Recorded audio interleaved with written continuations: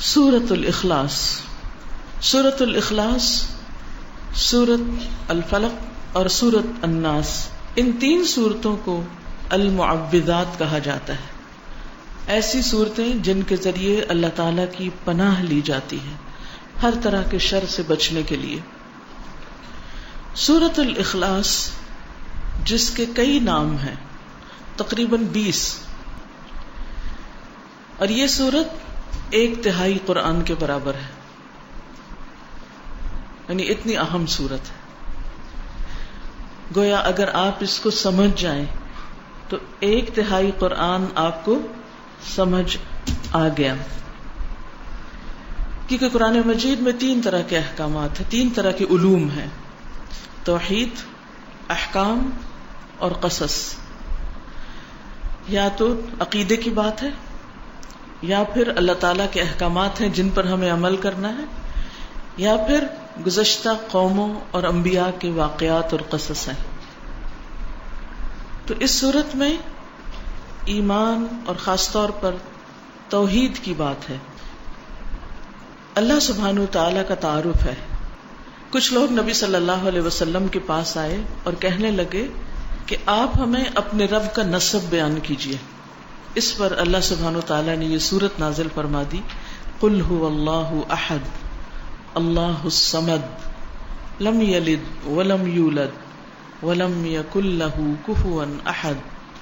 کہ اللہ سبحانہ وتعالی تو ایک ہے، اللہ بے نیاز ہے، اس نے کسی کو جنم نہیں دیا، نہ وہ کسی سے جنم دیا گیا. گویا جس طرح تم اس کو جاننا چاہتے ہو اس کی یہ پہچان نہیں. وہ تو احد ہے، ایک ہے، یکتا ہے، لا ثانی ہے، اس جیسا کوئی اور ہے ہی نہیں. اپنی ذات میں، اپنی صفات میں، اپنے ناموں میں، ہر چیز میں کامل، مکمل، پرفیکٹ، ہر عیب سے پاک، ہر شریک سے پاک، ہر مثال سے پاک، بیٹے سے پاک، بیٹیوں سے پاک، بیوی سے پاک، ساتھیوں سے، ہمسر، ہر ایک سے پاک. هو اللہ احد، وہ ایک ہے. اور ولم یکن لہ کفوا احد، اور اس کا کوئی ایک بھی ہمسر نہیں، اس جیسا کوئی ہے ہی نہیں. لیس کمثلہ شیء، کوئی اس کا ہمسر نہیں. تو یہ اللہ سبحانہ وتعالی کا ایک تعارف ہے. اس سورت کی اتنی زیادہ اہمیت ہے کہ نبی صلی اللہ علیہ وسلم اسے صبح فجر کی سنتوں میں سے دوسری رکعت میں پڑھا کرتے تھے، قل یا ایھا الکافرون کے ساتھ. پہلی رکعت میں وہ، دوسری میں یہ. اسی طرح مغرب کی سنتوں میں بھی یہ روٹین تھی آپ کی، ہمیشہ یہی پڑھتے تھے. گویا دن چڑھے بھی اور دن کے غروب ہونے پر کی نمازوں میں سورۃ الاخلاص. اسی طرح وتر کی آخری رکعت میں بھی سورۃ الاخلاص، دوسری رکعت میں قل یا ایھا الکافرون. اور رات کی آخری نماز کیا ہے؟ وتر. رات کی آخری نماز میں، دن کی پہلی نماز میں، سورج غروب ہونے کے ساتھ کی نماز میں، ان سب نمازوں میں. بلکہ 2 صحابہ کے بارے میں آتا ہے کہ وہ تو ہر نماز کی ہر رکعت میں سورۃ الاخلاص پڑھتے تھے. ان کو اتنی زیادہ محبت تھی اس سورت کے ساتھ کہ وہ مستقل طور پر اس کو پڑھتے تھے. اسی طرح ہم دیکھتے ہیں کہ نبی صلی اللہ علیہ وسلم طواف کی 2 رکعتوں میں بھی اس کو پڑھنے کا حکم دیتے ہیں، آخری رکعت میں. پھر ہر نماز کے بعد، یعنی یہ تو تھا نمازوں کے اندر، پھر ہر نماز کے بعد اس کو پڑھنے کی تاکید ہے. اور صرف اس کو نہیں، معوذتین کو بھی، قل هو اللہ احد، قل اعوذ برب الفلق اور قل اعوذ برب الناس. یہ تینوں صورتیں کب پڑھنی چاہیے؟ نماز کے بعد. جیسے آیت الکرسی پڑھی آپ نے، ساتھ ہی یہ تینوں صورتیں بھی پڑھ لیجیے، اس سے بھی اخلاص پیدا ہوتا ہے. اس کی فضیلت یہ، اس کے بارے میں یہ بھی آتا ہے کہ یہ انسان کی بیماریوں کو دور کرنے والی ہے. اب بیماریوں کو کیسے دور کرنے والی؟ سب سے بڑی بیماری اور علت کیا ہے؟ شرک. سارے غم ہی شرک کی وجہ سے آتے ہیں، ساری مصیبتیں شرک کی وجہ سے آتی ہیں. اللہ سبحانہ وتعالیٰ کی ناراضگی شرک کی وجہ سے آتی، چاہے شرک اکبر ہو چاہے شرک اصغر ہو. شرک اکبر تو بتوں کو پوجنا، اور شرک اصغر کیا؟ ریاکاری کرنا، دکھاوے کے کام کرنا، اپنے نیک کاموں پہ فخر کرنا، لوگوں کو بتانا کہ میں کیسا کیسا نیک ہوں. تو اس کا علاج کیا ہے کہ انسان قل هو اللہ احد پڑھے. پھر اسی طرح صبح اور شام 3 بار صبح شام کے جو اذکار ہیں، اذکار الصباح والمساء، اس میں 3 بار ان صورتوں کو، تینوں صورتوں کو پڑھنے کا حکم دیا گیا ہے. اور اس سے بھی انسان کو بہت فائدہ ہوتا ہے، ہر طرح کے وسوسوں سے نجات ملتی ہے. پھر اسی طرح رات کو سوتے وقت کس طرح پڑھی جاتی ہے؟ رات کو سوتے وقت 3 دفعہ. مثلا نبی صلی اللہ علیہ وسلم جو طریقہ بتایا وہ کیا ہے؟ ہتھیلیوں کو جوڑ کر اس میں پڑھا جائے قل هو اللہ احد، قل اعوذ برب الفلق، قل اعوذ برب الناس، یعنی مکمل صورتیں. پھر ہاتھ میں پھونک ماری جائے. پھر سر، اور سر کے بعد اگلے حصے میں چہرے، اور چہرے کے بعد جسم کے اگلے حصے پہ پھیرا جائے جہاں تک ہاتھ جاتا ہے. ٹھیک ہے، بازو وغیرہ سب کچھ جہاں جہاں آپ کا ہاتھ جاتا ہے. پھر دوسری بار اسی طرح ہاتھ جوڑ کے قل هو اللہ احد، قل اعوذ برب الفلق، قل اعوذ برب الناس، سر، چہرہ، اگلا حصہ، اور پھر پچھلا جہاں تک ہاتھ پہ. پھر تیسری بار اسی طرح 3 بار آپ نے اپنے آپ کو روزانہ رات کو سوتے وقت دم کرنا ہے. اب ذرا آپ گنیں کتنی بار ہو گئی یہ صورت؟ 5 نمازوں کے بعد، وتر میں، 2 سنتوں میں، صبح شام کے اذکار میں 3 بار، اور پھر رات کو 3 بار. ہم اس صورت کو سورت الفاتحہ سے بھی زیادہ بار پڑھتے ہیں دن میں. اور اگر کوئی بیمار ہو جائے، خصوصاً کسی کو جن پڑ جائے یا کوئی روحانی بیماری ہو جائے، کوئی جادو ہو، کچھ ہو، تو اس کے لیے جو رقیہ کیا جاتا ہے اس میں بھی ان صورتوں کو پڑھنا لازم ہے، اس میں بھی پڑھیے. اسی طرح کوئی بچہ بیمار ہو جاتا ہے، آپ خود بیمار ہیں، تو آپ دن کے وقت بھی اپنے ہاتھوں پہ پڑھ کے اپنے سارے جسم پہ پھیریے. جو شخص ہر روز رات کو اپنے اوپر یہ دم کرے گا، کیا اسے بیماریوں سے نجات ملے گی یا نہیں؟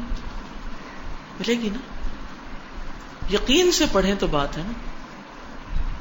ڈپریشن سے، وسوسوں سے، غم سے، پریشانیوں سے، تفکرات سے پھر اچھی نیند آئے گی یا نہیں؟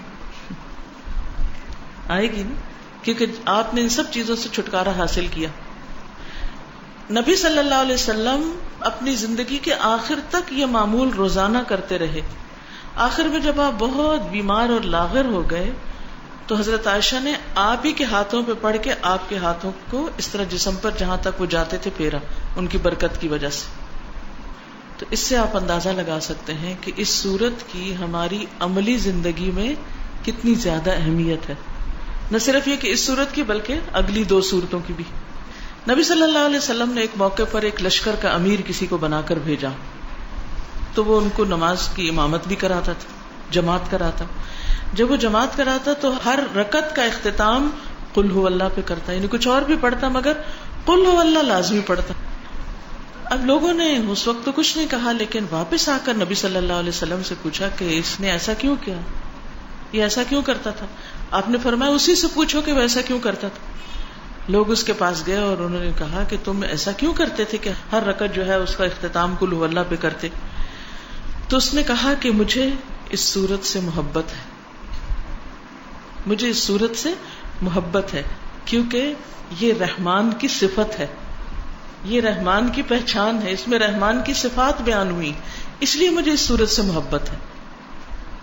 تو مجھے اللہ سے محبت ہے، لہٰذا میں اللہ کی صفات ہر رکعت میں بیان کرتا ہوں. یعنی اس کو یوں لگتا تھا جیسے اللہ سبحانہ و تعالیٰ کی صفت بیان نہ کی تو گویا جیسے نماز مکمل نہ ہوئی. یہ اس کا اپنا اجتہاد تھا، یہ اس کے اپنے جذبات تھے. تو بہرحال آپ صلی اللہ علیہ وسلم نے اس کے لیے پیغام بھیجا کہ تم اسے جا کر خبر دے دو کہ اس بنا پر اللہ سبحانہ و تعالیٰ بھی اس سے محبت رکھتا ہے. گویا جو شخص اس صورت سے محبت رکھتا ہے اللہ سبحانہ و تعالیٰ اس سے محبت رکھتا ہے. ہم اپنے آپ سے پوچھیں کہ کیا ہمیں بھی اس صورت سے محبت ہے؟ اسی طرح ایک انصاری کے بارے میں آتا ہے کہ وہ مسجد قباء میں امامت کرایا کرتے تھے. آپ نے ان کو اس مسجد کا امام مقرر کر دیا. تو وہ بھی یہی کرتے، ہر رکعت اس کا آغاز جو تھا سورۃ الفاتحہ کے بعد قل هو اللہ سے کرتے، یعنی انہوں نے لازم کر رکھا تھا. تو جو پیچھے نماز پڑھنے والے تھے انہوں نے کہا کہ بھائی کوئی ایک چیز پڑھایا کرو، یا قل هو اللہ پڑھاؤ یا پھر وہ جو سورت دوسری ہے وہ پڑھاؤ. تو اس نے کہا کہ میں تو اس سے باز نہیں آؤں گا، میں تو ایسا ہی کروں گا. اگر تمہیں یہ پسند نہیں تو جس کو چاہو اپنا امام بنا لو، میں امامت سے دستبردار ہو جاؤں گا لیکن میں قل هو اللہ کو نہیں چھوڑوں گا. کتنی بڑی بات تھی. یہ کون کہتا ہے؟ وہی کہتا ہے نا جس کو اس سورت کی اہمیت اور فضیلت کا پتہ ہو اور اس سے محبت ہو. اب ہوا یہ کہ بات نبی صلی اللہ علیہ وسلم تک پہنچی کہ بھی ہمارا امام جو ہے وہ اس کی پابندی بہت کرتا ہے. تو آپ نے اس سے پوچھا کہ تم ایسا کیوں کرتے ہو؟ اس نے کہا کہ اس لیے کہ مجھے اس سورت سے محبت ہے. آپ نے فرمایا اس کی محبت نے تجھے جنت میں داخل کر دیا، اس کی محبت نے تجھے جنت میں داخل کر دیا. یہی وجہ ہے کہ ہم ایک اور حدیث میں بھی پڑھتے ہیں کہ نبی صلی اللہ علیہ وسلم نے فرمایا جو شخص 10 بار قل هو اللہ احد پڑھتا ہے اس کے لیے جنت میں ایک محل بن جاتا ہے. عمر رضی اللہ عنہ کہنے لگے کہ اے اللہ کے رسول صلی اللہ علیہ وسلم اس طرح تو ہم بہت سارے محل اپنے لیے تیار کر لیں گے، یعنی بہت دفعہ ایسا ہی عمل کریں گے. آپ نے فرمایا اللہ کے پاس اس سے بہت زیادہ ہے، بہت اچھا ہے، یعنی تمہارے گمان سے کہیں زیادہ ہے اس کے پاس. اور پھر آپ دیکھیے کہ ایک اور شخص کے بارے میں آتا ہے کہ وہ ایک بار ساری رات اسی سورت کی تلاوت کرتے رہے. نبی صلی اللہ علیہ وسلم کو جب یہ بات پتہ چلی کہ وہ ساری رات ہی پڑھتا رہا تو آپ نے اس کو منع نہیں کیا. اس لیے اگر کوئی اس کو ایک سے زیادہ بار پڑھتا ہے تو کوئی منع نہیں ہے، لیکن اس کے لیے کوئی جگہ، کوئی وقت، کوئی گنتی، کوئی ہنسا کچھ مقرر نہیں. تو یہ ہے سورۃ الاخلاص کی اہمیت اور فضیلت